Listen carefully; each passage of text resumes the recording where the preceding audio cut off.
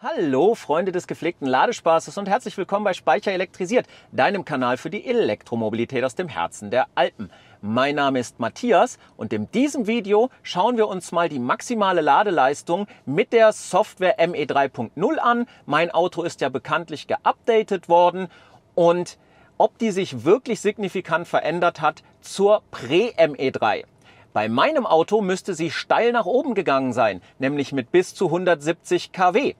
Und darum teste ich unterschiedliche Ladesituationen, insbesondere jetzt zur Herbstzeit, und ihr seid mit dabei.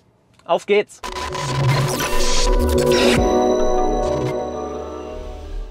Worum soll es in diesem Video eigentlich genau gehen?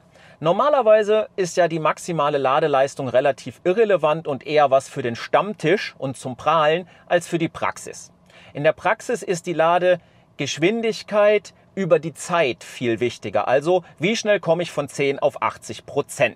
Aber jetzt habe ich halt einen Skoda Enyaq mit den sogenannten LG Chem Zellen. Und da ist ja bereits bekannt, dass mit dem ME 3 Software Update die Gesamtdauer von 10 auf 80% gerade einmal 2 Minuten schneller wird. Und das ist ein irrelevanter Zeitfaktor. Es bringt also nichts, jetzt hier Ladetests von 10 bis 80% zu fahren, weil wir werden keinen großen Zeitzuwachs sehen. Warum ist der Ladepeak oder die maximale Ladegeschwindigkeit dennoch wichtig für mich? Nun, wenn ich jetzt aber nur von 10 bis 30 oder von 10 bis 40% lade, dann ist ein hoher Ladepeak für mich schon recht relevant. Insbesondere, wenn wie bei den LG Chem Zellen dieser Ladepeak bis 170 kW gehen sollte. Und genau das will ich rausfinden. Denn dann kann ich mir das zum Beispiel auch so einteilen, dass ich gar nicht bis 80% lade, sondern eher so bis 60 oder so und eben dieses schnelle Laden mitnehme. Oder, wie ich es auch oft mache, nur so viel reinlade, wie ich noch brauche bis nach Hause, weil da habe ich den Luxus einer Wallbox. Und dann kann ich natürlich schon massiv viel Zeit sparen, wenn mir so von, ich sag mal, 10 bis 35% 160, 170 kW anliegen, statt den bisherigen 120 bis 130. An dieser Stelle auch gleich noch die Hinweise zu den Praxistests. Ich lade immer nur ungefähr bis 40% auf, weil das passt ja genau zu der Idee, wie ich laden möchte. Davon abgesehen, wenn ich bis da lade und sich die Ladekurve nicht als Plateau verhält, und das wird sie nicht, kann ich sowieso relativ gut abschätzen, wie sie sich weiterentwickeln wird und wie die Gesamtladezeit aussehen wird. Deshalb sind die meisten Tests hier nur bis 40%. Natürlich mache ich auch einen von 10 bis 80%. Dieser erste Test bezieht sich auf eine Situation, die keiner wirklich mag. Kalter Akku und relativ hoher SOC. Das heißt, der Akku hat jetzt irgendwo um die 13,5 Grad und der SOC wird an der Ladesäule irgendwo bei 15 bis 17% liegen. Auch wichtig, der neue Battery Care Modus ist eingeschaltet, denn es geht ja darum, ob der vielleicht doch ein bisschen mehr macht, als die Beschreibung hergibt. Schauen wir, was der Test ergibt. Ich fahre jetzt zu meinem Lieblings-Ionity-Spot. Ich habe die Ladesäule als Ziel angegeben in der Navigation. Eigentlich sollte das ja mit der ME 3 schon kommen und funktionieren. Aber wir wissen ja, es ist mit der Software ME 3 nicht gekommen. Skoda hat es auch schon bestätigt. Also sollte das hier keinen Effekt auf die Temperatur des Akkus haben. Aber einfach, um nochmal auf Nummer sicher zu gehen, verteste ich das auch gleich. Und ich bin mir allerdings sehr sicher, dass sich die Temperatur der Batterie an der Ladesäule nicht wesentlich erhöht haben wird. Angekommen in Bad Ragaz am Heideland mit 15 Grad Batterietemperatur und 16% SOC. Das ist eine klassische Situation, wenn man auf der Autobahn unterwegs ist und nicht allzu schnell fährt. Dann hat man nämlich solche Parameter.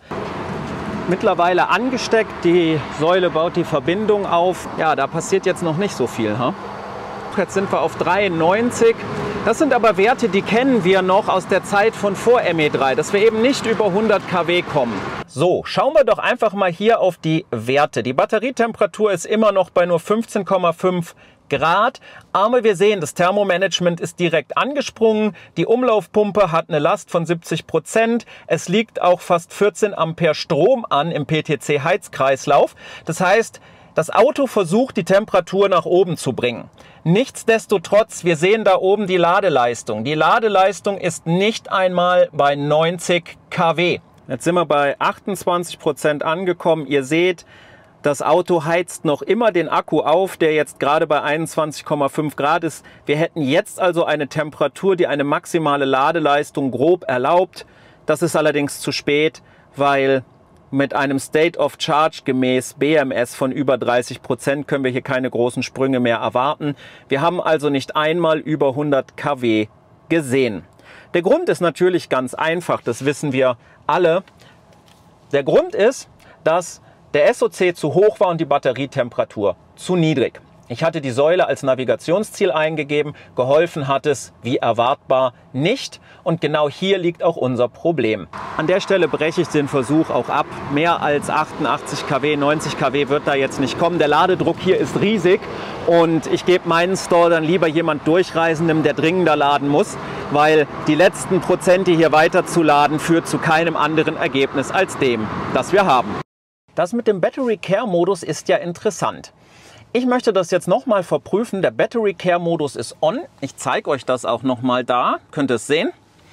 Allerdings habe ich dieses Mal darauf geachtet, dass ich eine hohe Batterietemperatur habe und niedrigen SOC. Auch hier nochmal zum Sehen. Ihr seht in der App, wir haben 21 Grad in der Batterie und wir haben ein SOC von 11%. Temperatur über 20 Grad und ein SOC um die 10% sind bisher immer ein Garant gewesen, dass man schnell laden konnte. Jetzt gucken wir, wie sich das mit dem Battery Care Modus hier verhält und ob wir zu einem ähnlichen Ergebnis kommen wie beim ersten Test oder ob wir zu einem anderen Ergebnis kommen. An der Ladesäule geht es wie gewohnt los mit um die 70 kW. Das ist ja meist das, womit der Enyaq startet. Und normalerweise müsste jetzt ein schneller Sprung kommen und da ist er auch. Der Sprung ist jetzt bei 131 kW und das entspricht in etwa dem, was ich Prä-ME3 sowieso kannte. Von daher, hier kann jetzt kein Battery Care Modus begrenzen, außer natürlich, er begrenzt jetzt die neu hinzugekommene Ladeleistung mit der ME3. Denn da müsste mein Enyaq jetzt eigentlich bedeutend schneller laden. Ich habe die LG Chem Zellen drin, das heißt, hier können wir bis zu 180 kW sehen, aber ich glaube, die kommen auch heute hier nicht. Der Blick auf den Car Scanner verrät deutlich, der Heizkreislauf wurde nicht zugeschaltet. Die Batterie ist natürlich mit 21 Grad warm genug. Wir sehen, das Aufladen bringt die Temperatur auch hoch, aber wir sehen auch keine erhöhte, größere Ladeleistung. Das ist ungefähr die Peakleistung, die wir Prä-ME3 kannten. Und hier hätte ich mir jetzt deutlich mehr erwartet. Denn gemäß des Updates müsste hier jetzt eben bis zu 50 Kilowatt mehr an Leistung kommen können bei meinem Auto, aber die kommen nicht. Übrigens, dieses Mal ist der Ladestandort komplett leer. Das heißt, ich kann ausschließen, dass es eine Netzbegrenzung hier bei der Ionity ist. Das Ergebnis ist für mich ziemlich ernüchternd, denn hier würde ich jetzt da oben gerne mal so 160, 170 kW sehen. Die sind aber nicht da. Auch der Blick auf der Ladesäule bringt keine Überraschungen. 31% SOC haben wir. Wir laden immer noch mit Prä-ME3 Peakleistung und damit kann ich den Test hier im Prinzip auch schon wieder beenden. Jetzt sind wir auch schon ein bisschen runtergegangen. Wo ich gerade noch hier stehe, wir sehen auch die eigentliche Begrenzung so bei 33 bis 35% SOC, die hat sich bei meinem überhaupt nicht verändert. Wir sehen, wie jetzt die Leistung kontinuierlich nach unten gedrosselt wird. Also da hat sich durch das Update auch nichts dran geändert. Das liegt allerdings eben an diesem Modell mit den LG Chem Zellen, die halt einfach höhere Leistung vertragen, deswegen ja auch der angeblich initial höhere Wert, aber früher wieder die Leistung drosseln müssen, im Gegensatz zu den anderen Batterien, wo ihr hier ein viel längeres Plateau mit um die 140 Kilowatt Leistung haben werdet. Es bleibt also spannend rund um den Battery Care Modus und ob er doch mehr Auswirkungen hat, als die Beschreibung vermuten lässt. Auch schade, dass es gerade übrigens keine Encharge Challenge hier gibt, die wurde schon gemacht, denn Ionity ist seit neuestem ja auch Partner von Encharge. Ihr wisst ja, die App, wo ich das Video gemacht habe, ich verlinke es euch nochmal hier oben. Wenn ihr da starten wollt, ihr habt da unten auch noch einen Link, da bekommt ihr 20 Kilometer geschenkt, wenn ihr euch anmeldet. Entweder dann was im Shop kaufen, mit einem Fahrstromanbieter verbinden oder die erste Challenge absolvieren. Dann bekommt ihr die gut geschrieben. Ich allerdings auch. Also wir profitieren beide davon und dann könnte ich mir hier die Zeit halt vertreiben und die Challenge gerade lösen. Aber klar, Ionity Challenges sind natürlich heiß begehrt, weil da fahren viele Leute hin und die paar Kilometer, um sie dann später in Fahrstrom umzuwandeln, die nimmt halt jeder gerne mit. Angekommen im Heidiland habe ich wieder 11% SOC und eine Batterietemperatur von 22 Grad. Das entspricht fast exakt den gleichen Werten wie bei dem Test mit Battery Care On. Nur dieses Mal, zeige ich euch auch gerade, ist Battery Care ausgeschaltet. Das heißt, jetzt sollte dieser keine Wirkung zeigen. Ich stecke an und wir gucken, was passiert. Es startet wie immer mit knapp unter 70 kW, das sind wir schon gewohnt. Und jetzt erwarte ich eigentlich hohe Sprünge. Ja, 139 schon mal deutlich besser als beim letzten Mal. Da sind wir auf 131, glaube ich, hochgekommen. Mal gucken, ob der Wert noch höher geht. Ja, hier an der Säule schwächelt es jetzt schon. Der Car-Scanner bestätigt, was wir an der Ladesäule sehen. Wir sind jetzt bei 133, 132 kW. Die Batterie hat eine optimale Ladetemperatur. Strom im Heizkreislauf fließt nicht. Das heißt, der Enyaq ist auch der Meinung, die Batterie ist warm genug. Aber ganz ehrlich, das ist jetzt eine Überraschung für mich. Der Battery Care Modus ist aus und trotzdem habe ich keine bessere Ladeleistung als vor dem Update. Vor dem Update bin ich auch immer auf Werte um die 130 gekommen. Und ganz ehrlich, ich bin jetzt ein bisschen überrascht, weil die Konditionen sind optimal für schnelles Laden. Batterie ist warm genug, SOC ist niedrig genug, der Standort ist überhaupt nicht ausgelastet und ich weiß, dass die Säulen hinter mir mehr Leistung abgeben können. Irgendwas stimmt nicht, aber ich weiß nicht was. Das ist für mich jetzt schon ein bisschen enttäuschend. Ich lade jetzt hier noch ein bisschen, die Säule ist noch bei 132 kW. Aber prinzipiell müsste das Auto ja wenigstens so 140 schaffen. Oder eben in meinem Fall, ich weiß, dass ich LG Chem Zellen drin habe, sogar 170. Davon sind wir meilenweit entfernt. Insofern frage ich mich gerade wirklich, was bei meinem Auto los ist. Denn es gibt ja genug Videos und auch Screenshots von deutlich höheren Ladeleistungen. Habe ich einfach nur Pech? Stimmt was mit meiner Batterie nicht? Ist das Schicksal der Early Adapters, einen frühen Enyaq zu haben, der das halt einfach nicht bringt? Während die Videos da draußen mehrheitlich mit Coupés gemacht wurden? Ich weiß es nicht. Schreibt es mir doch mal unten in die Kommentare, was ihr davon haltet, bevor ich jetzt zum letzten Ladetest komme. Machen wir noch den letzten Test ohne Battery Care Modus mit einem hohen SOC und einer relativ niedrigen Batterietemperatur. Ich bin jetzt wieder an meiner bevorzugten Ladesäule im Heidiland. Ihr seht da vorne, wir haben 17% SOC. Ich hoffe, ihr könnt es erkennen. Die Batterie hat eine Temperatur von 17,5 Grad. Ist nicht ganz optimal, passt nicht ganz zum ersten Test. Da hatten wir 15 Grad. Ich hätte jetzt auch lieber 15 Grad bei der Batterie. Aber hey, man kann nicht alles haben. Ich stecke mal an und gucke, was passiert. Ob hier vielleicht der Battery Care Modus bei so einer Konstellation eine höhere Auswirkung hat. Weil die dürfte er ja jetzt nicht haben. Auch hier, ich habe wieder genau die gleiche Säule hier am Heidiland wie sonst auch. Ich zeige euch auch noch mal den Standort. Er ist wiederum komplett leer. Der Enyaq startet wie immer mit knapp 70 kW. Und wir gucken einfach, was passiert. Jetzt geht er auf 100 kW. Ist schon ein kleinerer Sprung, als er sonst macht. Normalerweise geht er ja, wenn er leer genug ist und die Batterie warm genug ist, direkt auf Peak. Der Car-Scanner sagt im Prinzip genau das gleiche wie die Säule. Wir sehen hier oben 95 kW Ladeleistung. Wir sehen auch hier wieder, das Heizelement ist aktiv. Es liegt ein Strom an. Das heißt, er heizt die Batterie jetzt natürlich, wo angesteckt ist, wieder aktiv. Aber der Battery Care Modus hat keine Auswirkung. Wir kommen auch jetzt wieder nicht über 100 kW Ladeleistung. Im Prinzip ist der Test hier schon zu Ende, weil egal wie der jetzt hier unten zuheizt, wir werden die Temperatur nicht hoch genug haben, als dass wir in Abhängigkeit vom State of Charge schneller laden werden. Und jetzt hat auch die Heizung abgeschalten von der Batterie. Ihr seht, es fließt kein Strom mehr. Wir haben jetzt eine Batterietemperatur hier oben von 24 Grad.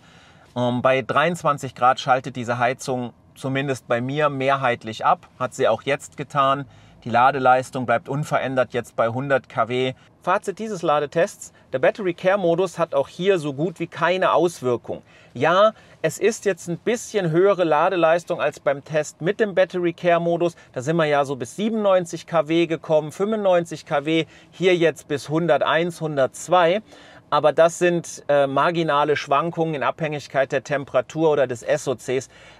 Das kann ich nicht auf den Battery Care Modus zurückführen. Also gemäß meiner Tests, auch hier jetzt dem 4. Test, hat der Battery Care Modus mit der ME 3.0 keine Auswirkung auf das Ladeverhalten an der Schnellladesäule. Klar, dass ich auch noch einen Ladetest von 10 auf 80% mache hinsichtlich der Zeit. Batterie hat 20 Grad, SOC 10%, Zeit anzustecken. Wie wir sehen, wir sind bei 126 kW. Auch hier ging es wieder los mit 70, habe ich glaube ich nicht mit aufs Video bekommen. Und ja, der richtig hohe Ladepiep bleibt hier wahrscheinlich auch aus. Ich bin diesmal übrigens an einer anderen Säule hier gelandet, weil wie ihr seht, diesmal ist der Standort echt wieder gut gefüllt an diesem Freitagabend, wo es regnet. Aber eben, diesmal geht es ja nicht um den Ladepeak, diesmal geht es um die Ladedauer. Gucken wir uns kurz hier mal den Zwischenstand beim Laden an. Wir sind jetzt bei 35% SOC laut Display und 38% laut BMS. Wir laden jetzt noch mit knapp 108 kW. Die Batterie hat ordentliche 34,5 Grad. Das heißt, wir sind jetzt natürlich schon dabei, wieder die maximale Peak-Ladeleistung abzubauen. Wir waren ja zwischenzeitlich irgendwo bei 130 kW angekommen. Und ihr seht, es geht jetzt kontinuierlich nach unten. Klar, dass ich die Zeit mitstoppe, aber für mich auch hier keinerlei Überraschungen oder großartige Veränderungen zu vorher. Denn auch vorher hat sich irgendwo so bei 40% SOC die Ladeleistung auf unter 100 kW reduziert. Ich check die Sachen gerne doppelt, deswegen gehe ich auch raus an die Ladesäule. 46% sagt die, 97 kW liefert sie aktuell noch. Also alles wie immer, ich sehe keine Veränderung. Gehen wir noch mal vor zum Car Scanner und werfen einen Blick dahin. Da sehen wir analog oben 95, also auch die grob 97 kW Ladeleistung und insofern keinerlei nennenswerte Überraschung. Der State of Charge stimmt auch überein. Nochmal ein kurzer Zwischenstand. Wir haben jetzt 66% SOC. Ihr seht, so grob bei 2/3 sind BMS und Display auch gleich. Die Batterie ist schon bei 43,5 Grad angekommen und wir laden auch nur noch mit 68 Kilowatt Leistung. Das ist auch so irgendwo die finale Leistung, die ich noch von der Pre-ME3 kenne, wenn man Richtung 80% geht. Ich bin gespannt, ob er die halten kann oder ob er hier tatsächlich noch weiter einbricht. Weil ganz ehrlich, die Batterie ist temperaturtechnisch wirklich am oberen Limit angekommen. Und da sind wir auf 80% bei 34 Minuten, 52 Kilowattstunden nachgeladen.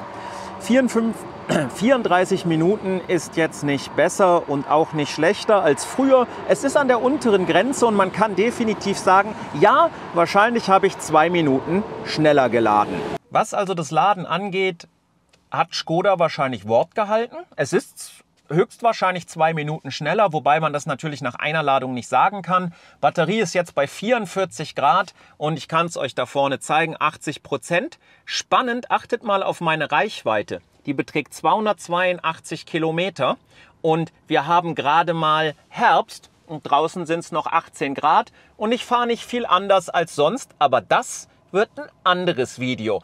Denn eins ist ja auch versprochen worden, eine bessere Reichweite bzw. optimierter Energieverbrauch mit dem ME3.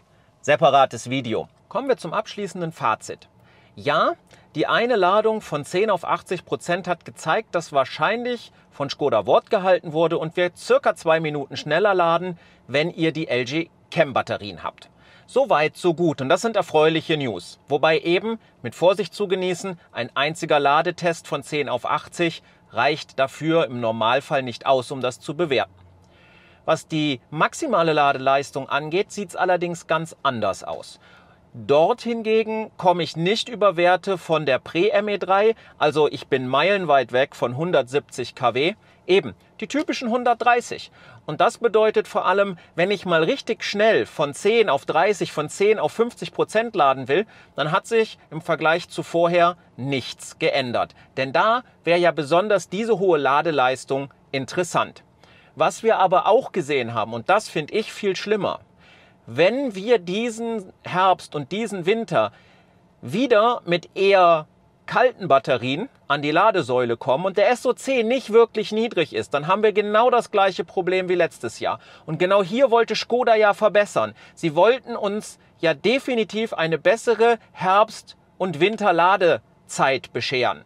Und das durch ein verbessertes Thermomanagement. Davon habe ich nichts feststellen können. Die Tests zeigen, ist der SOC etwas höher und die Batterie kalt, dann habt ihr keine Chance. Dann werdet ihr auch diesen Winter nicht über 100 kW Maximalleistung kommen. Die gesamte Ladekurve flacht ab, wie auch im letzten Winter, und ihr werdet euren Akku nicht schnell laden können. Hier verstehe ich nicht, was Škoda wirklich verbessert hat. Vielleicht wisst ihr es ja. Wenn ihr ähnliche Erfahrungen gemacht habt, schreibt es mir unten in die Kommentare. Wenn ihr auch keine hohen Ladeleistungen erzielt, schreibt es mir unten in die Kommentare. Denkt immer daran, es gibt 2 unterschiedliche Akkutypen. Das müsst ihr berücksichtigen. Ja, der eine Akkutyp, der kann auch nur bis 140 kW. Der andere, wie bei mir, bis 170 kW. Oder bin ich vielleicht ein Einzelfall? Ist irgendwas mit meiner Batterie nicht gut? Habe ich Fehler beim Laden gemacht? Schreibt es mir auch in die Kommentare. Nutzt es bitte rege. Hier ist mir der Austausch mit euch, mit meiner Community ganz, ganz wichtig, damit ich einfach mehr Infos habe, mehr Werte, was mit der ME3 passiert ist. Bitte nutzt es aber auch nur, wenn ihr die ME3 bereits habt. Prä-ME3 wissen wir ja um all die Dinge, die nicht gut sind. Und ja, eins gilt nach wie vor: Die Ladesäule als Ziel hilft euch überhaupt nicht, denn der Akku wird nicht vorgewärmt. Das ist mit der ME3 nicht gekommen. Das hat Škoda ja mittlerweile auch selber gesagt. Ich bin jetzt vor allem auf eins gespannt. Einerseits auf mein Video mit den Verbrauchswerten. Ja, denkt zurück an 80%, 280 Kilometer Reichweite. Und auf die echten Winterladeerlebnisse. Aber das sind beides separate Videos. Wenn dir das Video gefallen hat, dann lass mir doch einen Daumen nach oben da. Und wenn du gerade schon da bist und den Kanal noch nicht abonniert hast, dann lass mir doch auch ein Abo da. Das hilft, dass der Kanal wächst und ich mehr Reichweite erziele und noch mehr Enyaq-Fahrer auf mich aufmerksam werden. Wenn deine Unterstützung noch ein klein wenig weitergeht, dann findest du unter dem Video einen PayPal-Link, wo du mir eine kleine Spende zukommen lassen kannst. Darüber freue ich mich natürlich auch sehr. Alternativ kannst du auch das YouTube Thanks benutzen. Das ist das Herz mit dem Dollarzeichen unter dem Video. Bitte denk auch immer daran, dass auf diesem Kanal die Werbung deutlich eingeschränkt ist. Du hast bei mir noch nie sogenannte Midrolls gesehen. Das ist die Werbung während des Videos. Der Grund ist, dass ich die abgeschaltet habe und lieber auf die Einnahmen verzichte, als dass ich deinen Sehgenuss einschränke. Auch gibt es bekanntlich keine Banner-Einblendung unten in meinen Videos. Auch das habe ich abgeschaltet. Und ich mache auch keine Infokartenwerbung da oben. Da findet ihr, wenn dort Infokarten sind, nur welche von mir. Ich finde, wenn sich meine Videos für dich auszahlen, dann ist eine Spende etwas, worüber ich mich viel mehr freue, wie wenn ich dich mit Werbung bombardiere, die du gar nicht sehen möchtest. Ja, und wenn dir das Video dann gefallen hat, dann wird dir sicherlich auch mein nächstes Video gefallen. Und darum sehen wir uns dann hoffentlich auch in diesem wieder. Und bis dahin, bleib energiegeladen.